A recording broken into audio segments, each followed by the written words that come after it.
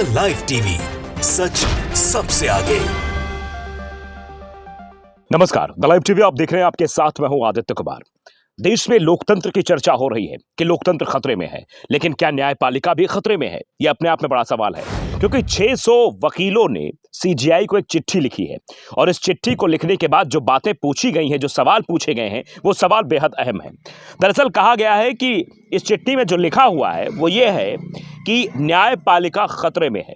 अभी तक तो जो खतरा समझ में आ रहा था वो कहा जा रहा था कि लोकतंत्र खतरे में है। लोकतंत्र के खतरे को लेकर लगातार दुहाई दी जा रही थी।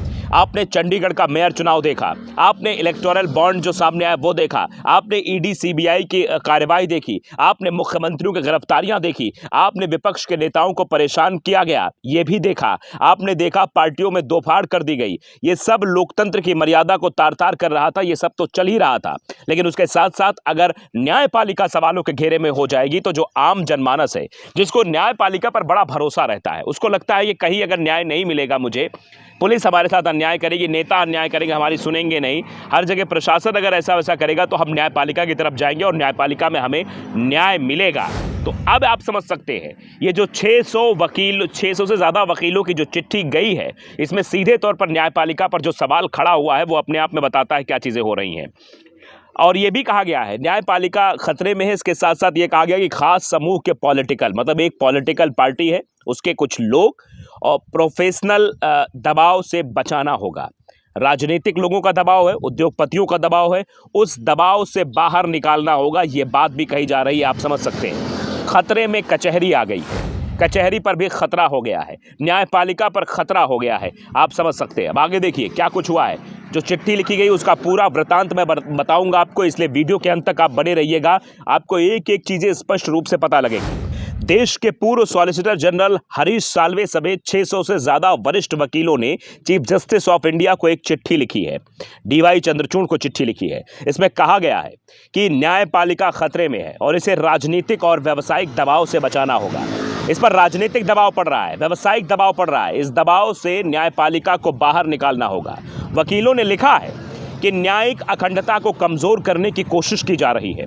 हम वो लोग हैं जो कानून को कायम रखने के लिए काम करते हैं। हमारा ये मानना है कि हमें अदालतों के लिए खड़ा होना होगा। अब साथ आने और आवाज उठाने का वक्त आ गया है। उनके खिलाफ बोलने का वक्त है जो छिप कर वार कर रहे हैं। हमें निश्चित करना होगा कि अदालतें लोकतंत्र का स्तंभ बनी रहें।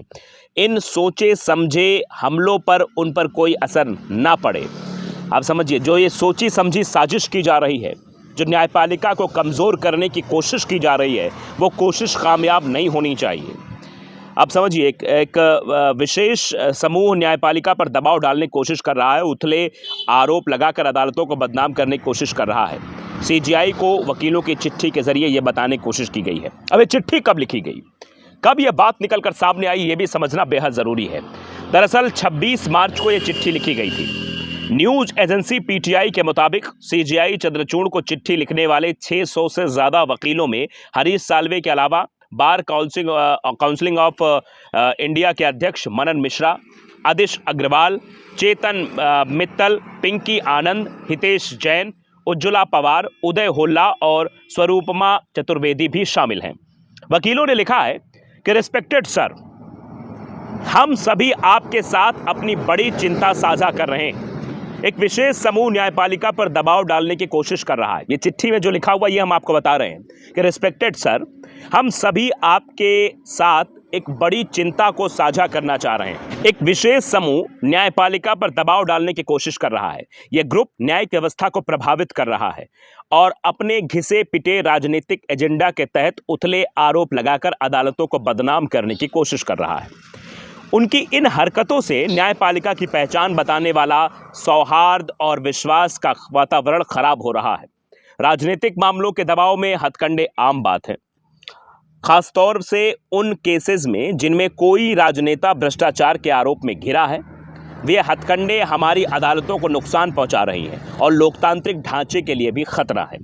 यह विशेष समूह कई तरीके से काम करता है। जो विशेष समूह है जो न्यायपालिका को भी बदनाम करने का काम करता है, जो चीज़ें देश में हो रही हैं उनमें इंटरफेयर कैसे रहता है, यह हमारी अदालतों के स्वर्णिम अतीत का हवाला देते हैं और आज की घटनाओं से तुलना करते हैं। ये महज जानबूझकर दिए गए बयान हैं ताकि फैसलों को प्रभावित किया जा सके और राजनीतिक फायदे के लिए अदालतों को संकट में डाला जा सके। यानी राजनीतिक फायदे के लिए अदालतों पर भी आरोप लगाना पड़े तो लगाया जाएगा, इसका सीधा मतलब ये है।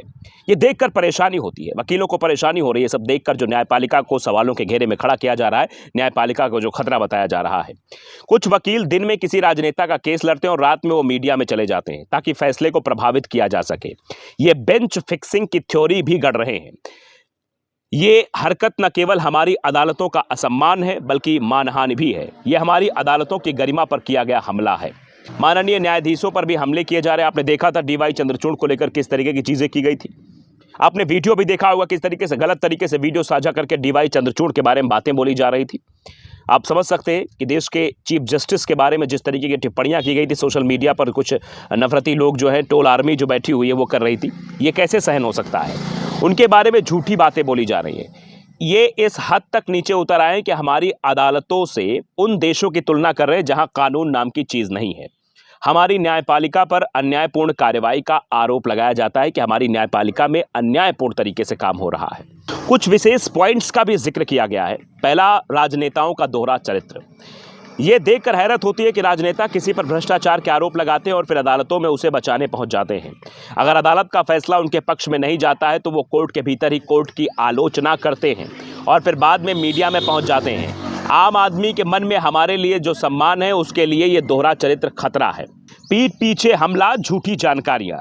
कुछ लोग अपने केस से जुड़े न्यायाधीशों के बारे में झूठी जानकारियां सोशल मीडिया पर फैलाते हैं। ऐसा वे अपने केस में अपने ढंग से फैसले का दबाव बनाने के लिए करते हैं। ये हमारी अदालतों की पारदर्शिता के लिए खतरा है और कानूनी उसूलों पर भी हमला है। इनकी टाइमिंग भी तय होती है। जब देश चुनाव के मुहाने पर खड़ा है तब ये ऐसा कर रहे हैं। हमने ये चीज़ 2018 से 2019 में भी देखी थी, तो आप ये भी समझ सकते हैं। तो सुप्रीम कोर्ट पर जिस तरीके के सवाल पहले खड़े किए जाते रहे और सुप्रीम कोर्ट के चीफ जस्टिस ऑफ इंडिया को जो चिट्ठी लिखी गई है, उस चिट्ठी से इतनी बात तो साफ हो गई है कि आखिरकार ये जो टारगेट किया जा रहा है, न्यायपालिका पर जो खतरा बताया जा रहा है, वो दर्शाता है कि आने वाले समय में और क्या होने वाला है। दैनिक भास्कर ने इसको लेकर बाकायदे स्टोरी भी की है और इसको एक्स पर पोस्ट भी किया है कि 600 से ज़्यादा वकीलों ने चीफ जस्टिस को ये लिखा है। अशोक शेखावत इस पर रिएक्ट करते हुए लिखते हैं कि आज से पहले यह देश को महसूस नहीं हो रहा था, लेकिन आज न्यायपालिका राजनीतिक और व्यावसायिक दबाव में है, ऐसा प्रतीत हो रहा है। ये न्यायपालिका और लोकतंत्र के लिए ठीक नहीं है।